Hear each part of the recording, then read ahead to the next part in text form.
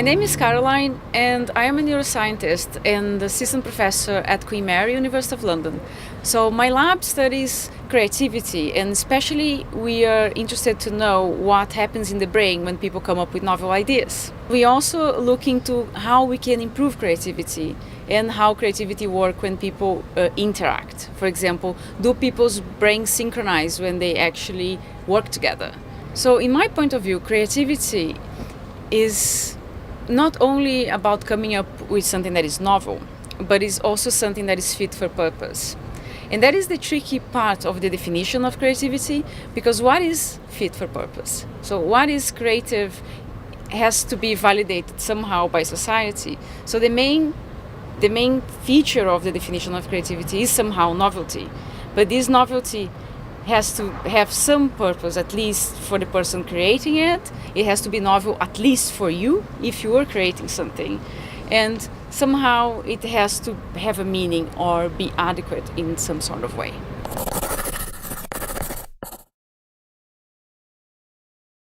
The difference between men and women when it comes to creativity is something that has been discussed, but the research evidence is actually quite flaky. It's not really robust. Most of the studies comparing creativity of men and women find some differences, but they are not really replicated. So in my honest opinion, and from the data from our own lab, which like mostly unpublished data if I'm honest, we haven't found any difference. So I would say there's no difference. This whole idea that men are more rational and women are more right-brained and therefore more creative does not make much sense to me, if I'm honest.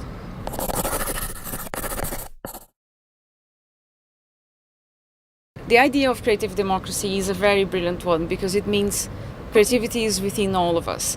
And that is a very important point because we are used to believing that creativity comes from heaven and only to a few people.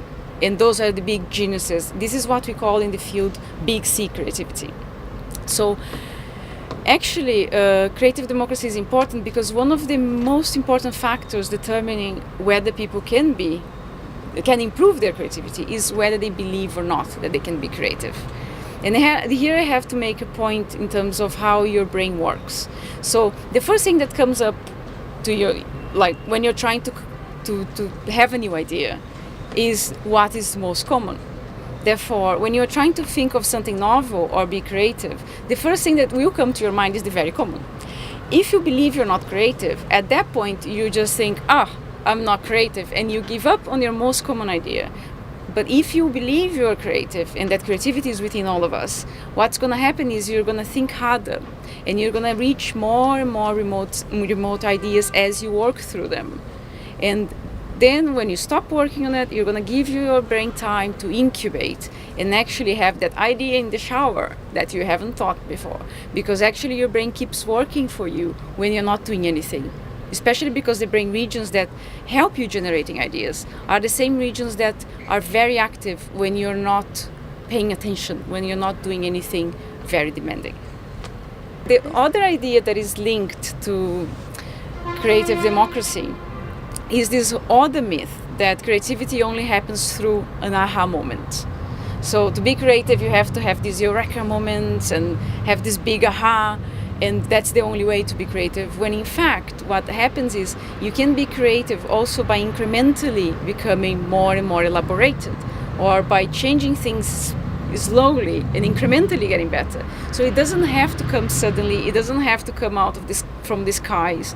It has to be something that you work consciously and you let it for a while, so you have small little insights and you build up your creativity that way.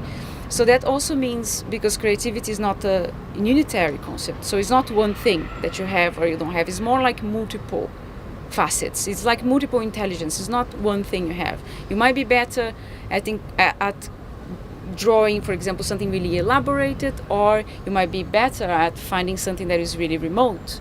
And both of them would generate novelty. Therefore, if you think about this idea that creativity is within all of us, and all of us actually manifest and have different strengths, actually getting to know that will help you work through what creativity is and how you can actually improve it. We had this this combination of EEG and brain stimulation studies to test whether, like, how people inhibit obvious ideas.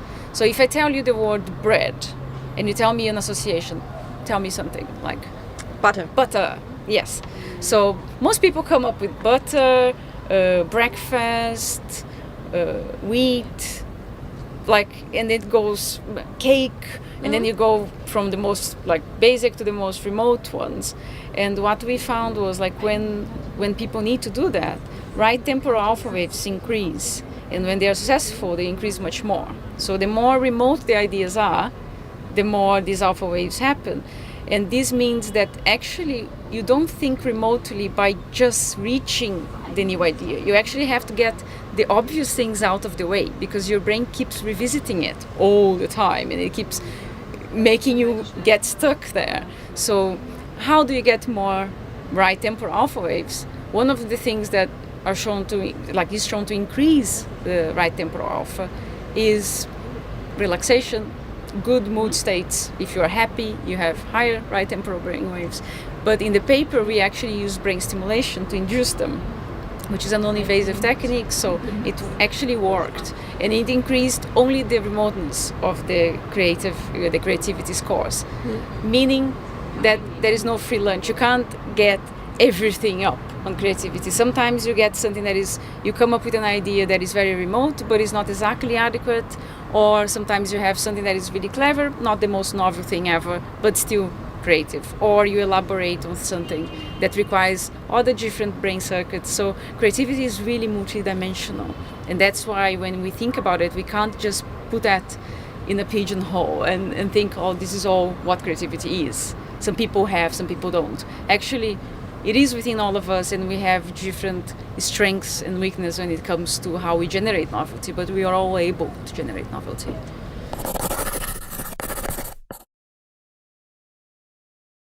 To get more creative and to be able to inhibit these obvious things, the first thing it's just about being aware.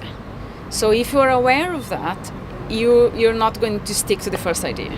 And that's the most, one of the key things. If you spend too little time generating an idea and you just go with the first, you're going to invest a lot of time on doing something that might be not as creative. So that's the first hint, the first important thing to bear in mind. The other thing about working it, about how we can actually do a workout to be more creative. There are many ways.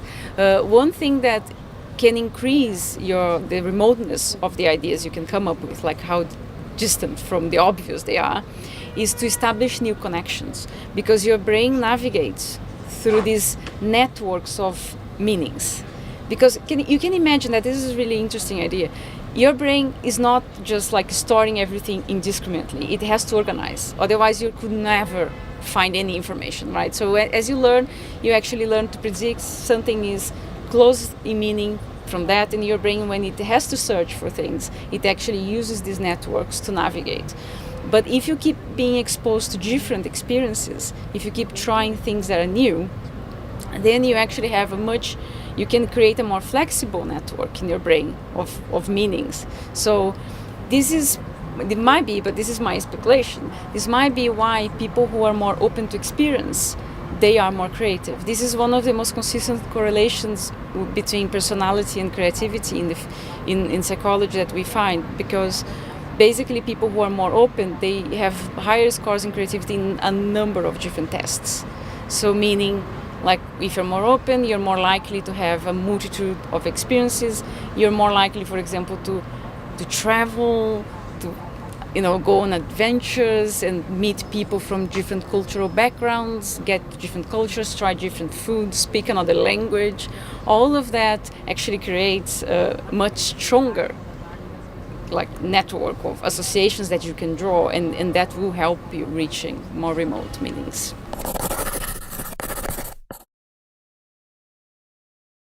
Our school system is exactly doing that. We teach and we stimulate memorization of facts, and we make people learn in a superficial level, and we call this shallow learning.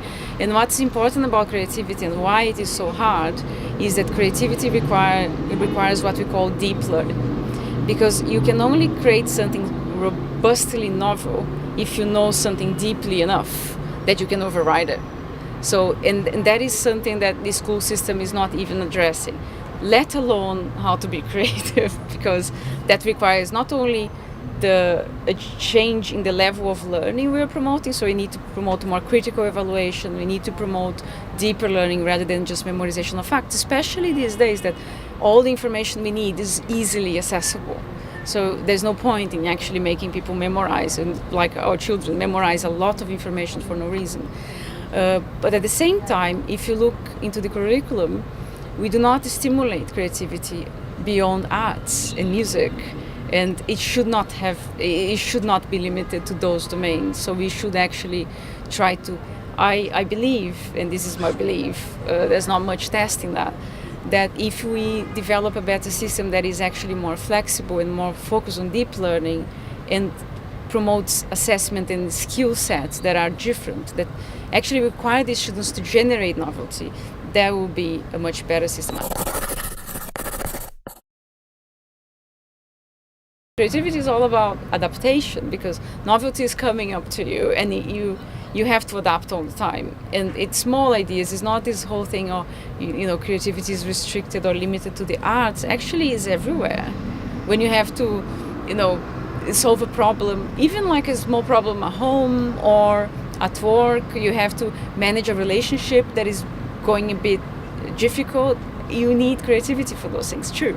Even in your life skills, your personal style, the way that people talk to you, you communicate, that all involves creativity and people don't realize it. In my own generation, I saw a huge change in technology. Oh no, I'm not going to learn this new software. Oh no, I'm not going to do this. And keep doing the same things, I would have been in a very different place. And I think everyone's like that. We all need to improve and change and adapt and embrace those.